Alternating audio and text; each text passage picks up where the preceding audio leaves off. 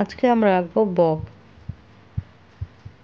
নদীতে বক বসে রয়েছে, আগে বকটা এঁকে নিচ্ছি একটা গোল এবং গলার দিকটা এঁকে নিলাম। এস আকৃতির হবে কিছুটা, ঠোঁটটা লম্বা, পেটের দিকটাও দেখো, বকের দুইটা পা। মোটামুটি বক আঁকা হয়ে গেল। বক আঁকা খুব যে কঠিন তা না।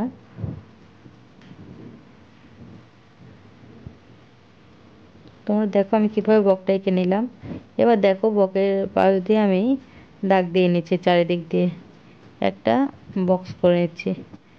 এবার দূরে যে গাছ দেখা যাচ্ছে, বকটা যে নদীর মধ্যে নেমে আছে, মাছ শিকার করবে, সেজন্য হচ্ছে এমন করে আঁকা। এবার পাতা দেখা যাচ্ছে কিছু, পাতার সাথে নদীতে কচুরি বানা থাকে বা পুকুরে, সেটা একটা ডালে কিছু পাতা দেখা যাচ্ছে। এই হয়ে গেল আমাদের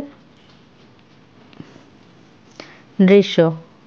সবটাই আমি এখানে ডিটেল করে নিচ্ছি কালো মার্কার দিয়ে, এরপরে কালার করব।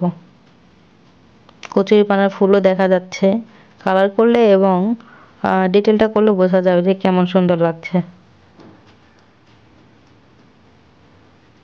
চাইলে বকের কালার সাদাও রাখতে পারো, তোমরা যে কোনো কালার করতে পারো। ছোট ছোট কচুরিপানাগুলো ভেসে বেড়াচ্ছে। এখানে আমি আগে আকাশটা করে নিচ্ছি। আকাশটা এখানে হালকা মানে আকাশি কালার দিচ্ছি, হালকা থেকে হচ্ছে গাঢ় কালারে যাব।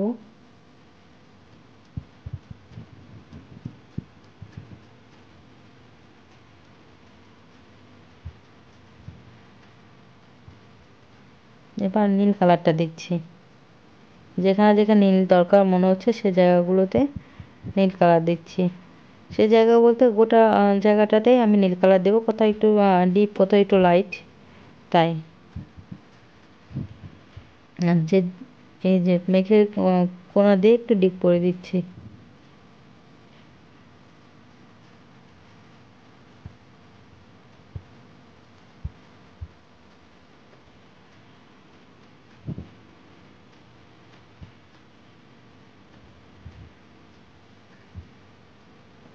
হয়ে গেল আমাদের আকাশ আঁকা, মেঘ আঁকা।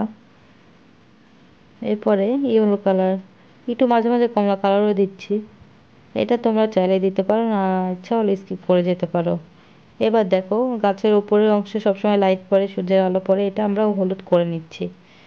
হলুদের সাথে তারপরে কালার দেবো, এই যে টিয়া কালার দিচ্ছি এবং টিয়া কালারের পরে সবুজ কালারটা দেবো। মনে বকটা পানির মধ্যে নেমে আছে, দূরে একটা গাছ, একটা গ্রাম দেখা যাচ্ছে। সবুজ কালার করে দিচ্ছি দূরে গ্রামটা বা গাছপালাগুলি শুধু সবুজ দেখায় এমন।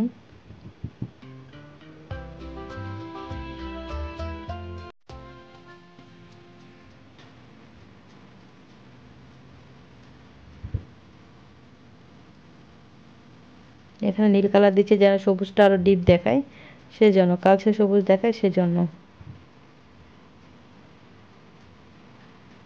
ডালে কালার দিচ্ছি, এখানে ব্রাউন কালার দিচ্ছি, গাছের পাতাগুলো সবুজ কালার।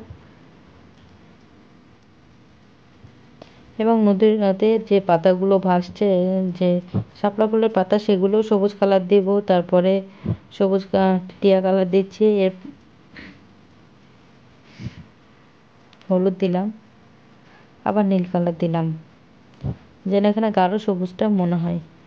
আবার এখানে কচুরি পানার পাতাগুলো সবুজ কালার করে নিচ্ছি, হলুদ।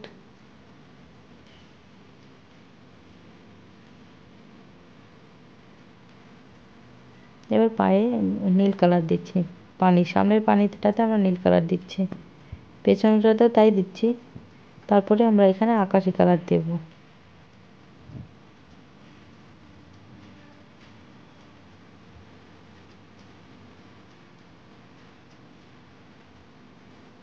মোটামুটি মনে হচ্ছে যে বকটা দাঁড়িয়ে আছে পানির মধ্যে।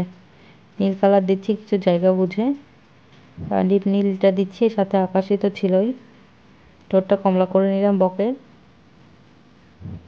এবার এখানে আমরা বেগুনি কালার ফুল দিচ্ছি। বেগুনি কালার ফুল হয় কোন ফুলের, কোন গাছের, বেগুনি কালার ফুল হয় হচ্ছে কচুরিপানা, সে কচুরিপানা গাছ, সেই জন্য এখানে বেগুনি কালার ফুলটা করে নিলাম। এবার আবার কমলা রং দিচ্ছি তার পায়ে, বকের পায়ে আবার, এবং নীল কালি দিয়ে ঢেকে নেওয়ার চেষ্টা করছি। যে পাটা মানে মনে হচ্ছে যে পাটা হচ্ছে তার পানির মধ্যে ডুবে রয়েছে।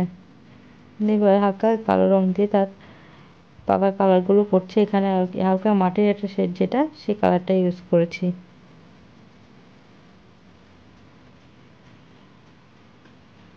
হালকা কালারও দিচ্ছি, মনে হচ্ছে যে বক একটু ইয়েলো কালার দিচ্ছি, ইয়েলো যে শেডটা সেটা।